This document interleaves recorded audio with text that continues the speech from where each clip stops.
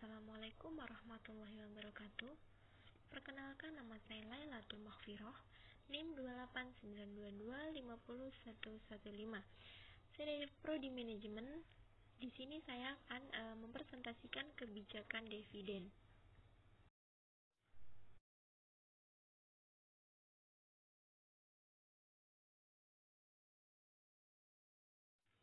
Pengertian. Agus Hartono menyatakan bahwa kebijakan dividen adalah keputusan apakah laba yang diperoleh perusahaan akan dibagikan kepada pemegang saham sebagai dividen atau akan ditahan dalam bentuk laba ditahan guna pembiayaan investasi di masa datang. Suat Husnan dan Eni Pujastuti menyatakan bahwa kebijakan dividen adalah kebijakan yang menyangkut tentang masalah penggunaan laba yang menjadi hak para pemegang saham. Pada dasarnya, laba tersebut bisa dibagi sebagai dividen atau ditahan untuk diinvestasikan kembali. Apabila perusahaan memilih untuk membagikan laba sebagai dividen, maka akan mengurangi laba yang ditahan dan selanjutnya mengurangi total sumber dana intern atau internal finansial. Sebaliknya, jika perusahaan memilih untuk menahan laba yang diperoleh, maka kemampuan pembentukan dana intern akan semakin besar.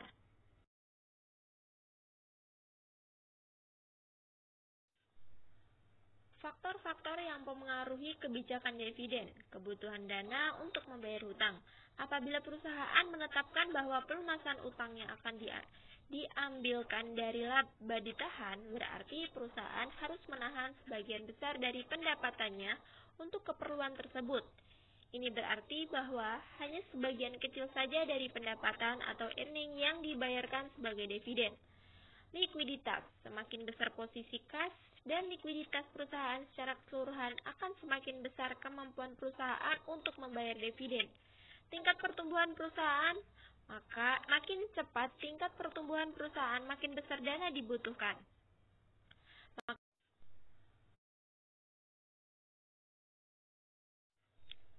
Keadaan pemegang saham. Jika hampir semua pemegang saham berada dalam golongan high-stakes dan lebih suka memperoleh capital gains, maka perusahaan dapat mempertahankan dividen payout rasionya yang rendah. Dengan dividen payout rasio yang rendah, tentunya dapat diperkirakan apakah perusahaan akan menahan laba atau kesempatan investasi yang profitable. Pembatasan hukum tertentu bisa membatasi jumlah dividen yang dibayarkan perusahaan. Pengawasan terhadap perusahaan. Ada perusahaan yang mempunyai kebijakan hanya membiayai ekspansinya dengan dana intern saja karena kalau ekspansi dibiayai dengan dana yang berasal dari hasil penjualan saham, baru akan melemahkan kontrol dari kelompok dominan di dalam perusahaan. Demikian pula kalau membiayai ekspansi dengan uang akan memperbesar resiko finansial.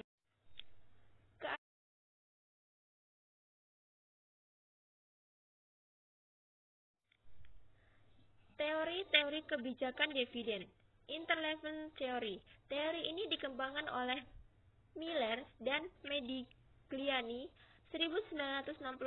Teori ini menggenggam bahwa kebijakan dividen tidak membawa dampak apa-apa bagi nilai perusahaan.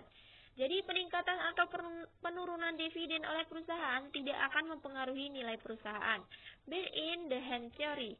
Teori ini juga berpendapat bahwa investor menyukai dividen karena kas di tangan lebih bernilai daripada kekayaan dalam bentuk lain.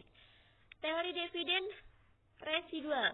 Perusahaan menetapkan kebijakan dividen setelah semua investasi yang menguntungkan habis dibiayai. Dengan kata lain, dividen yang dibayarkan merupakan sisi residual setelah semua usulan investasi yang menguntungkan habis dibiayai.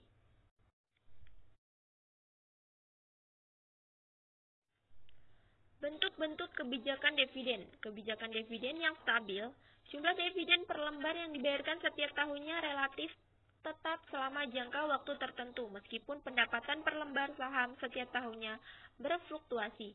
Kebijakan dividen dengan menetapkan jumlah dividen minimal plus jumlah ekstra tertentu. Kebijakan ini menetapkan jumlah rupiah minimal dividen per lembar saham tiap tahunnya. Dalam keadaan keuangan yang lebih baik, perusahaan akan membayarkan dividen ekstra di atas jumlah minimal tersebut. Kebijakan dividen dengan menetapkan dividen payout ratio yang konstan. Jumlah dividen per lembar saham yang dibayarkan setiap tahunnya akan berfluktuasi sesuai dengan perkembangan keuntungan neto yang diperoleh setiap tahunnya. Kebijakan dividen yang fleksibel. Kebijakan dividen yang terakhir adalah penetapan dividen payout ratio yang fleksibel, yang besarnya setiap tahun disesuaikan dengan posisi finansial dan kebijakan finansial dari perusahaan yang bersangkutan. Dalam kebijakan dividen saham, stok dividen, PT Abadi memiliki struktur modal sebagai berikut. Saham biasa nominal 1.000 per 3 juta lembar, sama dengan 3 miliar. Kapital surplus sama dengan 1,5 miliar. Laba ditahan 7,5 miliar. Modal sendiri 12 miliar. Perusahaan menentukan stok dividen sebesar 10%. Harga pasar saham Rp 4.000. Bagaimana aspek dalam kebijakan?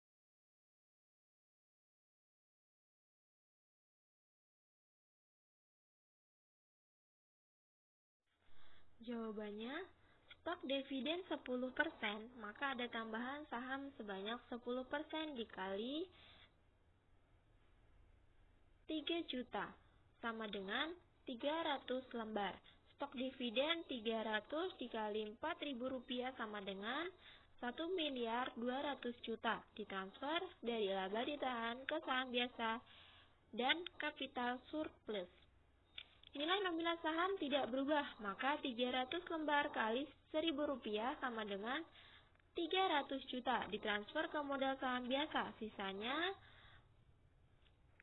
1 miliar 200 juta rupiah dikurang 300 juta sama dengan 900 juta, dimasukkan dalam kapital surplus sehingga total modal sendiri tidak berubah. Setelah stok dividen, maka komposisi modal sendiri PT Abadi, saham biasa nominal 1.000 dengan 3.300.000 lembar. Kapital surplus, laba ditahan, dan modal sendiri. Jawabannya, stok dividen 10.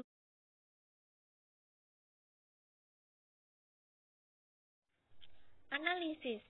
Stok dividen meningkat jumlah saham yang beredar sehingga laba per saham akan menurun secara proporsional.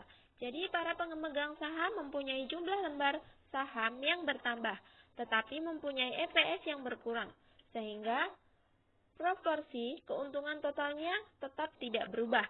Umumnya perusahaan memutuskan untuk membagikan stok dividen karena mereka memerlukan dana tersebut dan tidak ingin mengecewakan pemegang. Analisis.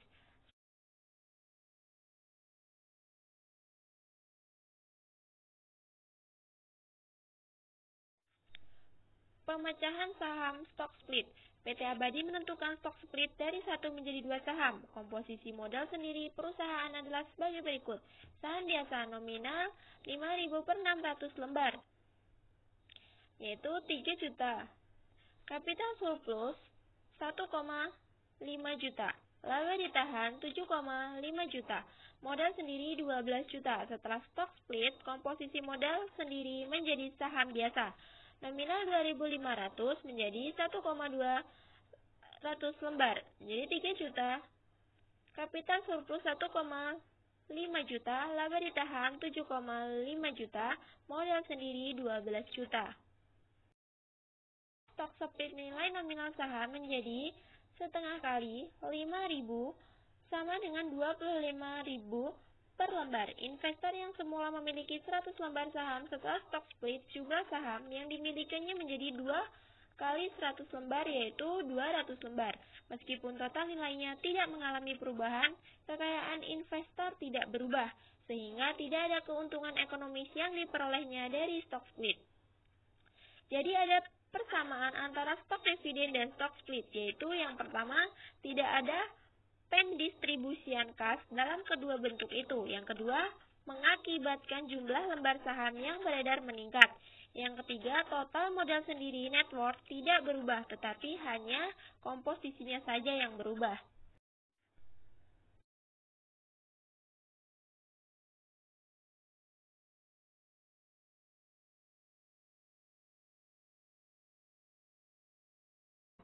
Contoh, PT Abadi adalah perusahaan yang bergerak di bidang industri manufaktur yang memproduksi produk-produk perlengkapan busana wanita dan pria. Pada tahun 2005 memperoleh laba sebesar 550 juta dan 50% dari jumlah tersebut akan dibagikan kepada para pemegang saham dalam bentuk pembelian kembali saham. Jumlah saham yang beredar saat ini adalah sebanyak 1,100 lembar dengan harga pasar sebesar 2.500 per lembar saham. Manajer keuangan saat ini menawarkan kepada mereka yang mau menjual kembali saham biasa yang dimilikinya seharga Rp2.750. Jadi seolah-olah menawarkan cash dividen 250 per lembar saham. Berdasarkan data tersebut, carilah laba per saham dan PE rasio sebelum kebijakan pembelian kembali saham. Laba per saham setelah kebijakan pembelian kembali saham. Harga saham setelah kebijakan pembelian kembali saham dengan asumsi PE rasio konstan.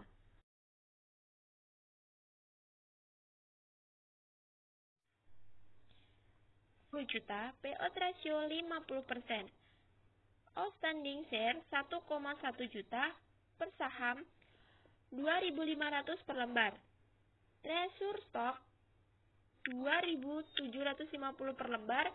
Sebelum kebijakan pembelian saham EPS 550 juta per 1,1 juta sama dengan 500 per lembar. Fix per 2.500 per 500 sama dengan 5.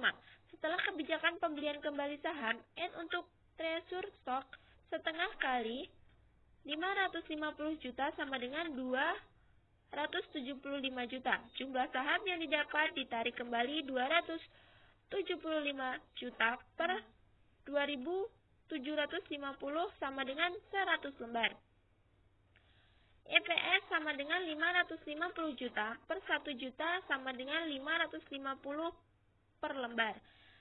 P saham per kali EPS sama dengan 5 kali 550 juta sama dengan 2,750. Payout rasio 50%. Outstanding share 1,1 juta per saham. Abadi memiliki total saham beredar 50.659.116 lembar. Tahun 2001 dibagi dividen sebesar 6.342.502.760. Berapakah besar DPS?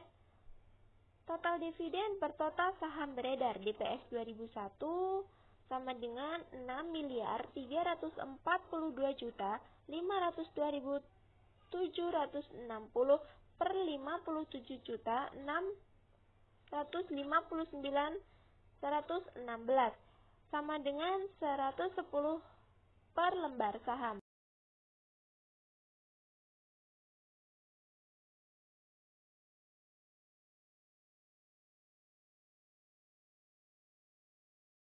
PT Abadi tahun 2011 membayar dividen interim sebanyak 1 kali sebesar 110 per saham dan tidak membayar dividen final. Harga saham Devin pada penutupan tahun 2011 adalah 2.800 per saham. Berapakah besarnya dividen yield? DPS harga pasar saham sama dengan 110 per 2.800 sama dengan 0,0392.000. Semakin besar dividen yield, semakin menarik bagi investor. PT Abadi pada tahun 2000 membayar dividen sebesar 15.120. Laba bersih yang diperoleh yaitu 92.776.442 juta. Sampai akhir tahun tersebut, jumlah saham beredar 378 juta saham. Dividen payout DPR adalah perbandingan antara dividen per share DPS dengan earning per share EPS. DPR sama dengan DPS per EPS. DPS sama dengan total dividen atau total saham beredar. EPS sama dengan IAT atau total saham beredar. Rata-rata DPR di BEI sama dengan 0 dikurang 25%. DPS sama dengan 15.120 per 378 juta sama dengan 40. EPS sama dengan 92.776.442 per 378 juta sama dengan 245. DPR sama dengan 40 per 245 sama dengan 16,32%. Tanggal yang perlu diperhatikan, tanggal pengumuman. Tanggal resmi pengumuman oleh emiten TTG bentuk, besar dan jadwal pembayaran dividen. Tanggal cum dividen date. Tanggal hari terakhir perdagangan saham yang masih melekat hak untuk mendapat dividen. Tanggal ex-dividen date. Tanggal saat perdagangan saham sudah tidak lagi melekat hak untuk memperoleh dividen pembelian saham. Pada tanggal tersebut atau sesudahnya tidak berhak atas dividen. Rekor.